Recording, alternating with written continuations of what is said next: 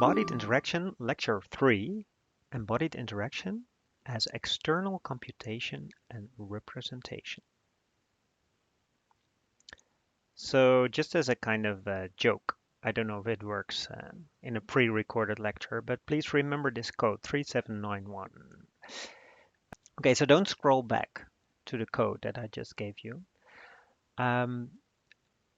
But listen to this. So there's 4 themes that are central to this course. The first is the idea of embodied interaction as external computation and representation. And I'm going to talk about what that means today. And basically everything we've been talking about so far in terms of tangible interaction is almost exclusively a case of external computation and representation. So we're going to talk about today, what we're going to talk about today is the theory behind, the cognitive theory behind which would explain why tangible interaction works. However, embodied interaction is not only that. And what I have found in my research in the past years, and that's my personal claim, so to speak, the thing that I'm working on, is to show that actually we've been a little bit too much preoccupied with this idea of external computation and representation. So although it's very interesting and relevant and important and there's a lot of good stuff in there, I think it's not the whole story. So later on in the course, we will focus much more on the social aspect of embodied interaction and on the skilled sensory motor aspect of embodied interaction. And then finally, as I said, we're going to talk about phenomenology, hidden a little bit behind my screen here, but I hope that we will surface the phenomenon towards the end of this course. So more on that later. But now external computation and representation. So I showed you this picture before, which shows the Cartesian split, or rather actually 2 splits in our thinking about users, devices, digital information, and the mind. And so far, we have been trying to understand how in the Western traditional way of thinking, the philosophy that came out of René Descartes, through the Renaissance and Enlightenment all the way through until the present day, we are used to thinking about human beings as being split up into minds and bodies. And we're also used into thinking about ourselves as being separate from the world that we look at. So external devices are external to us, right? There's a computer over there and I'm over here. And that's not the same thing, right? So we're very used to thinking about objects, the world consisting of objects that we look at, and we are the subject and they are the object. And it's not the same thing, right? And then these objects themselves can also be split into, for example, in terms of computers, for example, they are just designed like that they have software and hardware, and there's a strict separation between software and hardware. And the way to know that for computers, for the way to sort of check that for yourself that this statement is true, is to acknowledge the fact that you could, in principle, implement the same software on different kinds of hardware, right? So there's a word processor, a word application running on my Apple computer, and there's a word application running on my Windows computer, and both are the same functional system, word processing application, but they run on completely different hardware systems. So that's the split between software and hardware, and we assume the same split to be the case between mind and body in the human biological system. So these are the splits, and as I said before, in this course we're sort of trying to get rid of those splits. Today we're going to get rid of one of those splits, which is the split between internal and outward, like the idea that the mind is something that is confined to a human being, a human body. It's somewhere inside of me, and the mind can never be outside of me. Today we're going to look at how the mind can actually be externalized to some extent.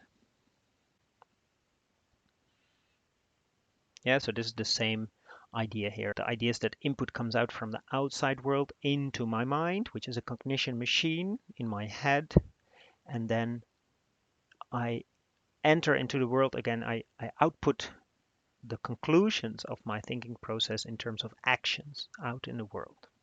There's this nice quote by in a book by Andy Clark, who quotes another book, who quotes the mathematician Richard Feynman. I only much later I found out that Richard Feynman is actually not a very nice man, so I should maybe just do away with this slide at some point. But I'm still going to use it now, and only not because of Richard Feynman as a person, but of what he says. So there was a journalist who went to Richard Feynman, the famous mathematician, and he said, "Oh, look, here's all kinds of papers of lying on Professor Feynman's desk, and this is a record of Feynman's day-to-day work." And then instead of simply acknowledging this, Feynman reacted with sharpness. "I actually did the work on paper," he said. "Well, Wiener," the journalist said, "the work was done." Oh, historian Charles Wiener. Wiener said the work was done in your head, but the record of it is still here. "No," said Feynman, "it's not a record, not really. It's working.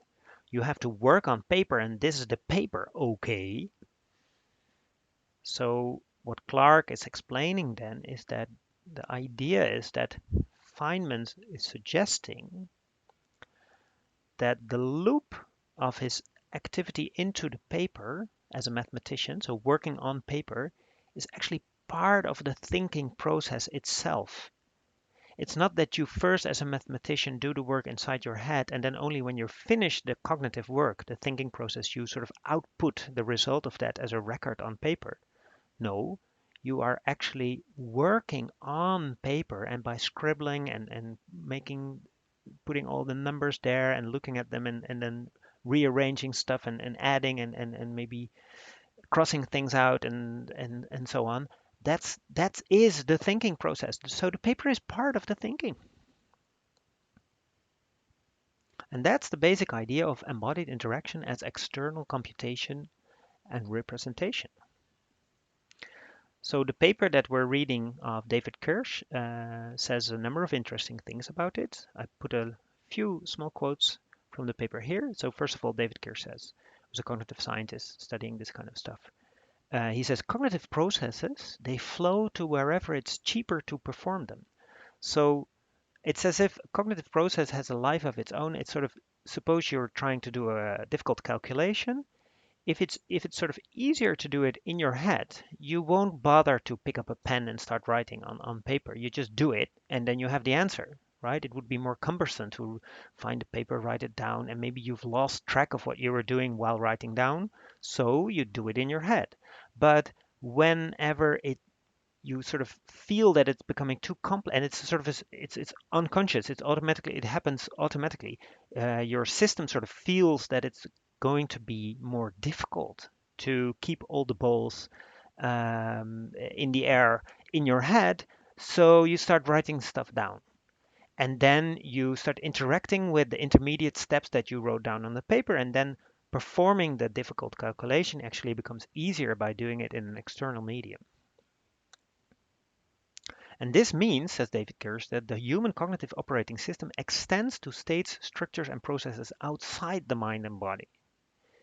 So if it's easier to understand a sentence by creating a diagram to help interpret it, then one does that instead of thinking internally alone. Processes should migrate to wherever they are best or most easily performed. It's interesting that he says should. The idea, of course, would be that this is what the brain just decides to do, right, in interaction with the environment. It just happens. You don't have to think about it. Now, there's two aspects to this. The one is that you can use the external world, so to say, as an external memory storage. So you can store intermediate information states that you need in order to solve a problem in the outside world. so that you don't have to keep them active in your mind and maybe you will forget them or you don't have processing power left in your brain to do other stuff that you need to do. So you store it temporarily outside of yourself. And that's what we're going to talk about now. And then the next thing would be to actually use objects in the world to do a thinking process as a thinking tool, which is a different thing. So first part, oh, I'm so sorry, Don. I'm now a sort of virtual mouth cap over Don Norman's mouth. Well, I hope it saves him. So Don Norman, as I already said, he basically said that knowledge in the world is this sort of external memory. So we store things outside in the world. And we actually also do that in design, right? So if you design the knobs of a kitchen stove well, and you make sure that the shape of these knobs of the controls is the same shape, is corresponds one to one in a natural mapping to the output, to the fire pits, then using that kitchen stove becomes very easy. Whereas if I would have to memorize which button goes where in my mind, I would have to use a lot more brain power, so to speak, to operate this device. In everyday life, we use this all the time. So you write something on your hand so you don't forget it. We have at home this bowl where we put all the stuff that we that may get lost. Like you see a key somewhere, we put it in the bowl. Um, then later on, if you try to find where's my key, it will probably be in that bowl, right? So it's like a very practical gathering point for stuff that easily gets lost, right? Or you explicitly put it on a space where you can your stuff where you can really easily see it spread apart a little bit. So it's the watch, it's the phone, it's the ring, and it's the earrings, and you will not. It will be very easy the next day if you put it there before you go to sleep. The next day you will find this stuff very easily. Whereas if you just let it linger around in your room in different places, it becomes much more difficult to find stuff, right? So in everyday life we use these kind of tactics.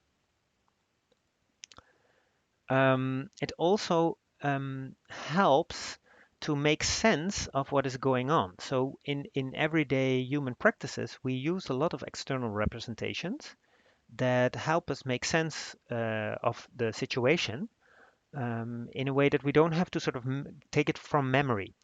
So, for example, a birthday party, the child that has the nice birthday hat is the child whose birthday it is, right? So we don't have to remember whose birthday it is. We can just see it. It's the guy with the hat. How old did the little boy? What age did he turn to? Well, what was his age? Oh, well, we can just see. There's three candles. So as long as the teacher knows, all the children know, this little boy here turned three. How many candles did he already blow out, and which does he still need to do? We don't have to memorize. We can just see he already blew out two, and he needs to do one more. So in terms of the task of blowing out the candles, the state of the task and how far he is into the task is right there, visibly to see, right? So so in task management, so to speak, the intermediate states of where you are in the task are externally stored in the environment, so you could speak. So it's maybe sort of a very fancy way of talking about very common, mundane little things like blowing out candles. But of course, in some way, the brain needs to keep track of all of this, right? So if it's right there, then the brain doesn't have to work so hard, and that's the idea of external representation. So do you remember the code that I gave in the beginning? It was just a random four number code. Well, I was once in a conference and there I had to put in that code in order to enter the conference center. And when I first wrote down the code, which was on the blackboard, I thought, oh my God, I'm gonna forget the code. I need to write it down. But when I then first punched it in, I thought, oh my God, it's trivial because this was the code. 3791 and then F for opening the door. So now you see it's very easy code, right? It's a cross. You can still make some error. There's different crosses that you, but basically you only have to remember, oh, it's the cross. So the visual representation of the buttons here helps to actually remember the code, because the code was, of course, conveniently chosen in this way. That's external representation of information.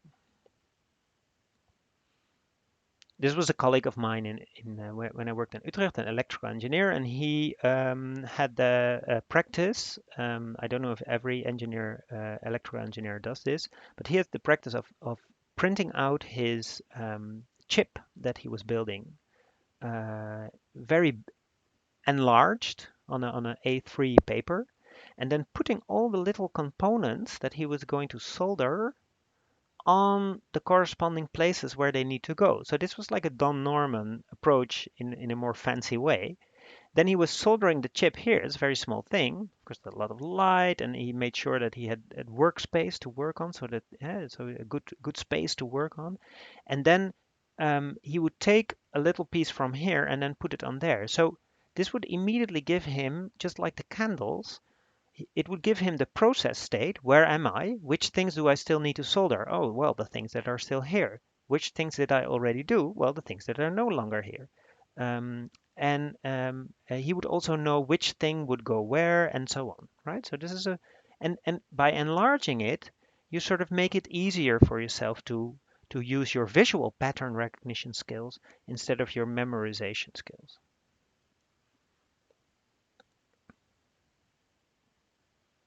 And this is a way of representing the problem in a different way such that the task becomes easier. And we already saw in the earlier lecture that Herbert Simon wrote this, and this was referenced in Klemmer's paper that we're reading for the course. So then we get to the point where it's no longer just about storing information as a memory, sort of putting it on the hard disk of the world, so to speak.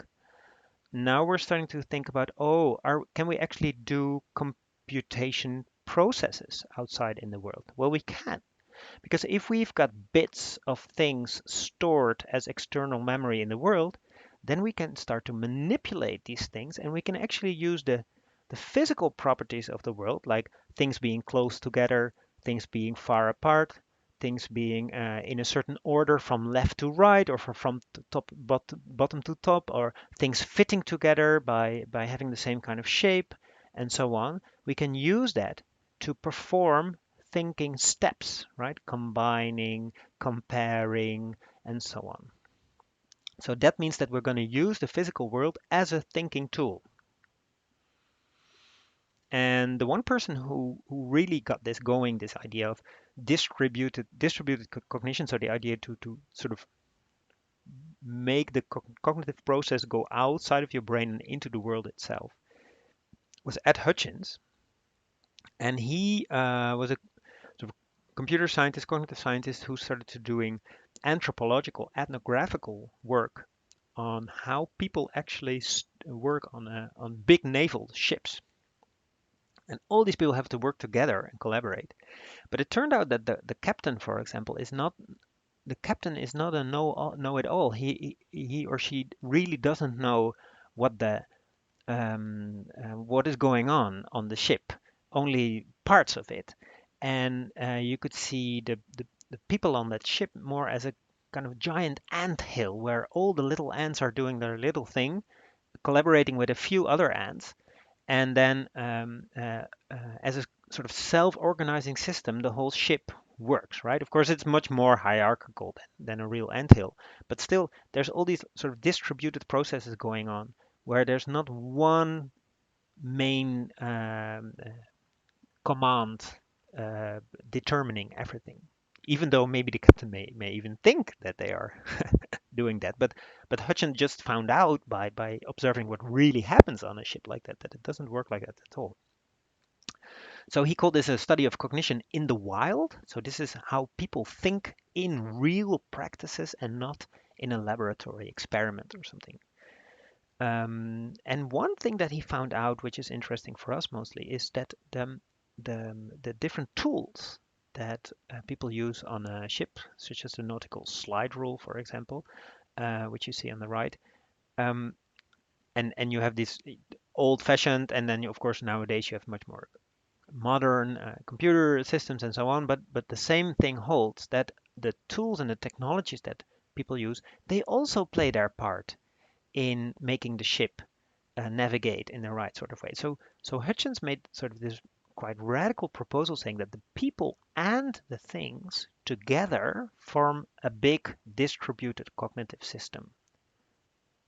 All these people and things play their part in this. It's like one big brain, you could say, but that would be sort of using the metaphor in a twisted way, because basically Hutchins' argument was it's not all in the brain, so we need to get rid of this brain idea all the time. So let's not call it a big brain, just let's call it a big self-organizing distributed system. And within that system, you have two main things again. You have the representational media, so the objects that store information so that people don't have to keep it inside, and also that they can easily share it between them. And on the other hand, the tools and the objects, they put constraints on what you can do, right? So this nautical slide rule, for example, it has a certain physical structure with things you can move, and that automatically sort of you basically only have to know how to work the tool, and then the tool does the thinking for you, so to speak.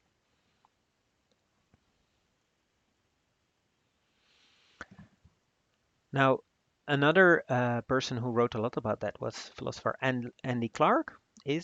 And one term that he uses that I like very much is the term scaffolding. He took that from Vygotsky, although I think Lev Vygotsky, the Russian psychologist, never actually used the word himself, but it's often associated with him, how children learn through scaffolding. And a scaffold, of course, is for the people who are not English by native language. A scaffold is like one of these things that you put up on the front of your house if you go paint the house and you can climb on it, right? So it's a climbing structure to help you get higher.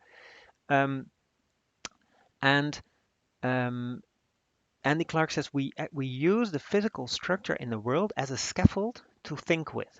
So by using the constraints that the physical world offers us, actually tasks become easier because not everything is possible, and because the physical structure of the world already gives direction to what we should do, how to solve a problem.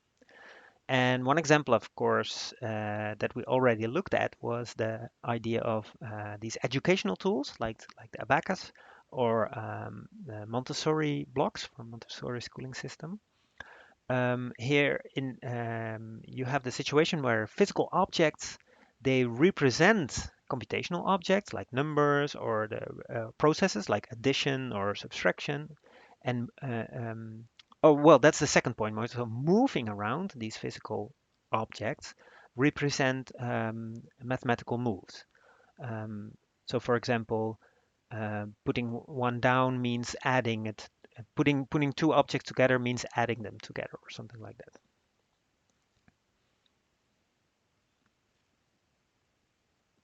And famously, Clark also coined the what is called the 007 principle. So 007 is James Bond. And there was always this secretary, Miss Moneypenny, who and James Bond asked something, and then they wouldn't tell him because they said information will be given to you on a need-to-know basis, right? In order to protect him, of course, so that he couldn't give it to the Russians under threat. Um, so um, Clark says that actually the whole world for us works on this kind of 007 principle. We don't see all the information that is possibly out there in the world at the same time all the time. We only see very little of it when we're engaged in a task and when we're in a certain physical place also. A lot of the stuff that we could also take into account in thinking about the problem that we're trying to solve, we simply don't see, and that's a good thing, because if we would take everything into account, it would be a very noisy and complex information overload, right? So right now I'm doing this lecture.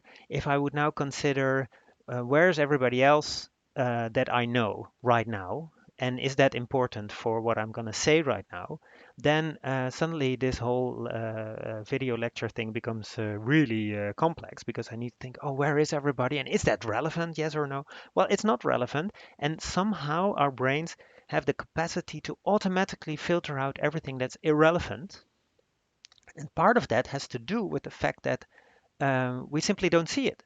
So if I'm in this room, I don't see what's now going on in the kitchen, and that's a good thing because if I would see everything that's going on in the kitchen, I would start to think about it and I would get confused and so on, right? So we, if we look locally at right in front of our eyes, literally, and in front of our hands, what's there, then the task is often that we have to solve is much easier than you would think it would be if you look at it from a bird's eye view and take everything into account, right? So if you literally keep your kitchen organized in the right way, cooking becomes much easier. And chefs call this mise en place, and they get trained strongly by their masters to always keep your mise en place.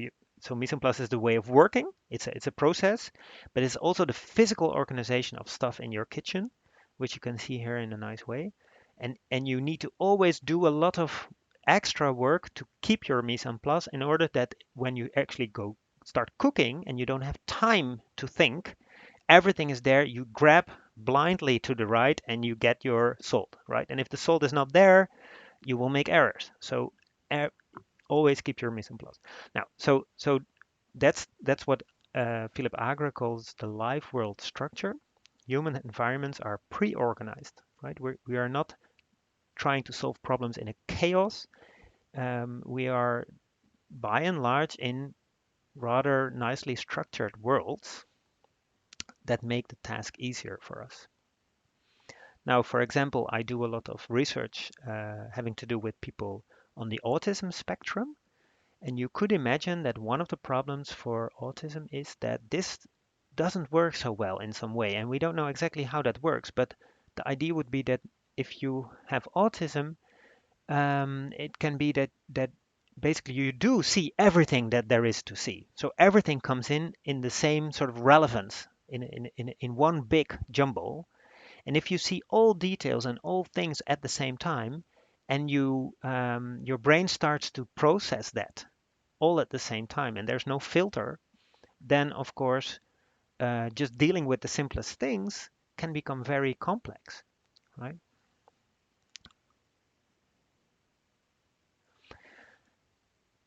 So next thing, where an example of this, where you can see that um, we use the external world to think with.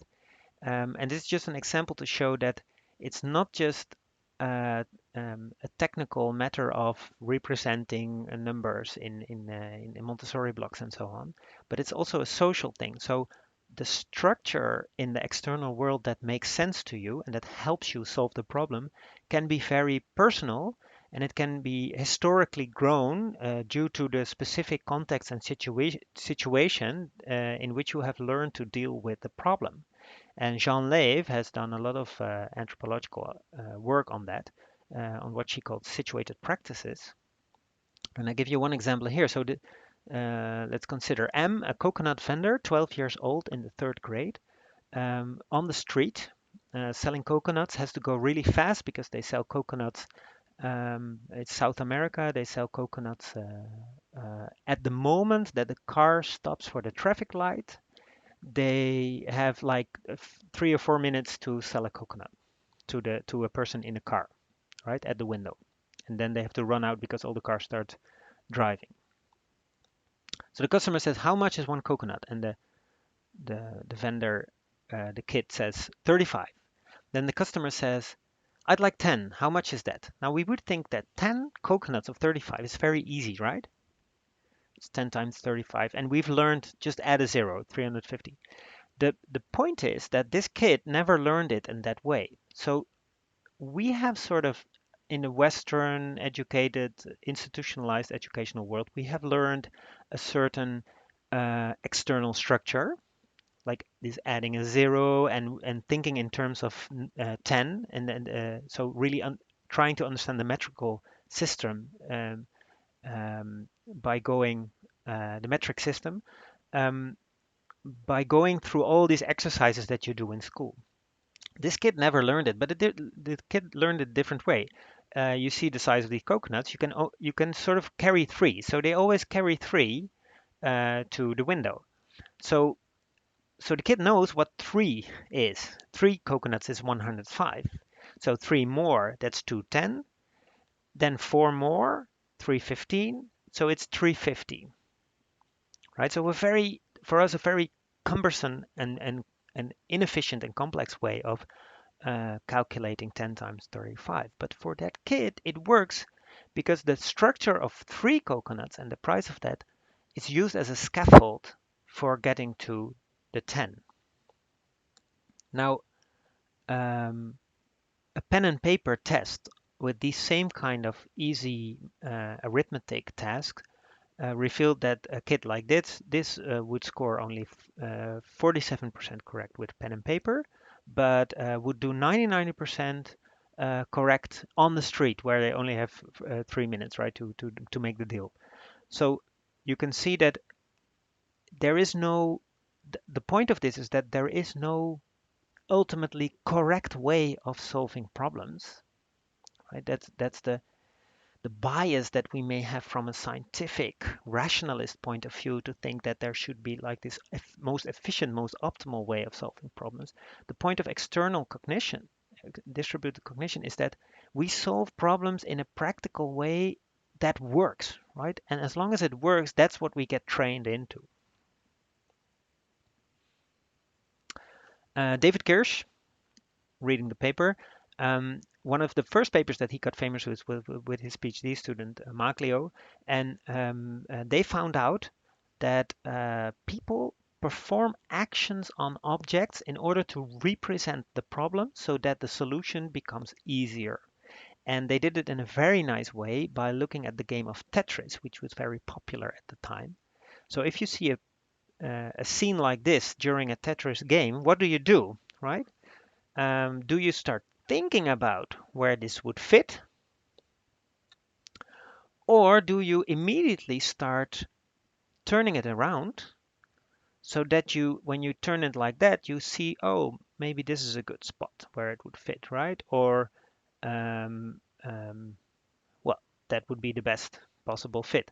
So you find it out by actually starting to turn around a thing so that you get different views on the objects, and then suddenly one view would be a simple, you could do visual pattern matching, which is much easier than reasoning about this object and mentally rotating it and starting to see if it fits.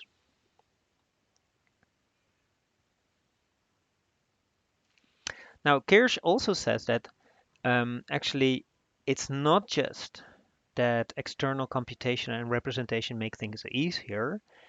They also sort of extend the capacity of problem solving beyond what we would be biologically able to do. Now, I think this may be a difficult claim if you go deeply into it. Like, so what would be then the non-extended version? Was there ever a non-extended version of human problem solving, right? We're always already in a physical world that would do these external things for us. But maybe it's more a conceptual point that we can actually improve our thinking by creating and using external representations and structures. And it's a developmental claim, at least, to say that well, we're constantly also changing our world. We're actively making structure in the outside world that subsequently helps us to do things even more easily. And that's of course where designers come in play. Okay, I think there was already a lot, so sitting inside all the time is not good. So maybe go outside, have a walk, and it may be nice to think if you're gonna stretch your legs, think about, so if external technologies become ever better at helping us think, right?